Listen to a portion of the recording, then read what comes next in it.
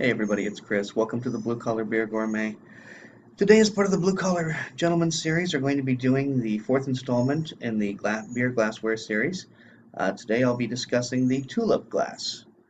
Tulip glass you see here, yes, it is kind of spotty as you can see. That is because I do hand wash them and let them dry in the rack overnight, which causes spottiness.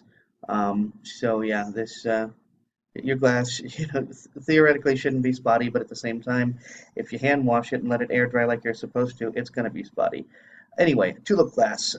Described first part, the part that oftentimes gets overlooked, is the fact that it is on a stem. Okay, there are some really cool glasses out there that are just basically this design you see right here, with sort of a flat base. Um, and those are interesting glasses, but those are not tulip glasses. You have to have the stem separating the base from the body of the glass itself. And as you can see here, it is a bulbous state. I'm going to set it. Let's see if I do this over here. If I do it like that, I think that's the best. That seems to be the best view of it, so that it's not against, it's not shining through or having too much glare of anything. There you see. You can see that it has a bulbous. It comes out here on the edges. See that right there? It kind of comes out and then it scoops back in.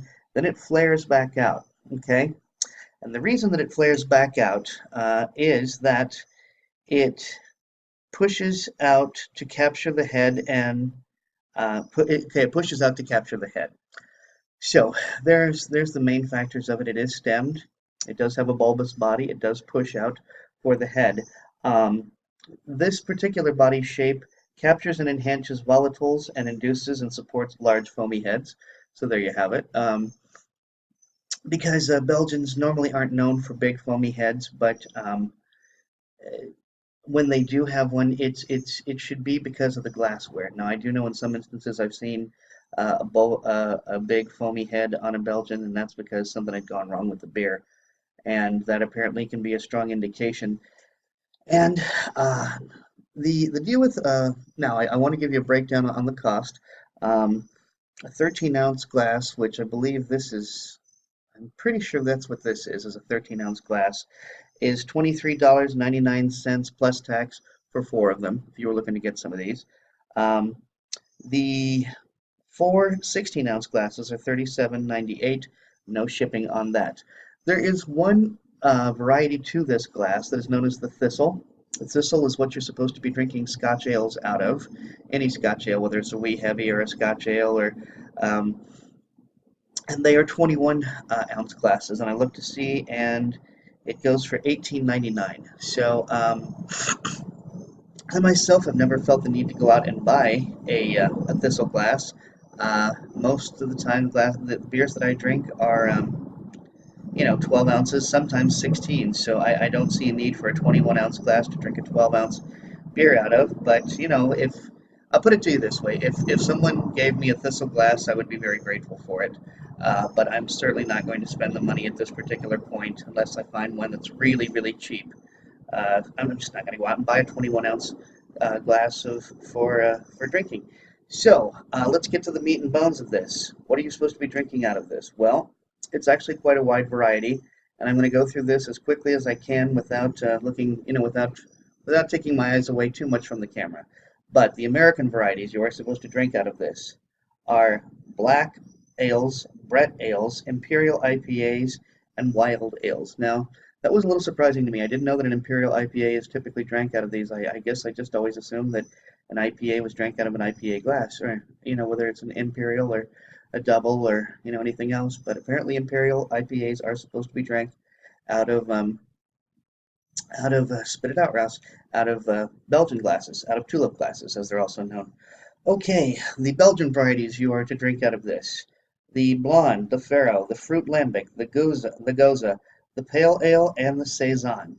So pretty much any Belgian variety of beer you're supposed to be drinking out of this. In addition to that, the Flanders, ciders, German Bocks, those being both Doppel and Weizen. Now, there is a different glass for a Maybach, and that goes into a wheat glass, but Doppelbock and Weizenbock both go in this glass. Spice beers go in this glass. Pumpkin ales are supposed to go in this glass. And then, of course, Scottish ale and wee heavy go in this glass if you don't have a thistle, like I don't. As I said, that's the kind of thing I don't see myself spending money on. I mean, why buy a 21-ounce glass to pour a 12-ounce beer into it? I don't see the experience is going to be that different. I could be wrong. And as I said, if somebody bought me a thistle glass for for a gift, I would be very grateful for it. I would definitely bring it out. I would use it, what have you. But it's uh, it's not something that I see needing. So I want to see if I've missed anything in my notes here. I don't believe that I have. I gave you the price. Four 13-ounce glasses like this, $23.99 plus tax.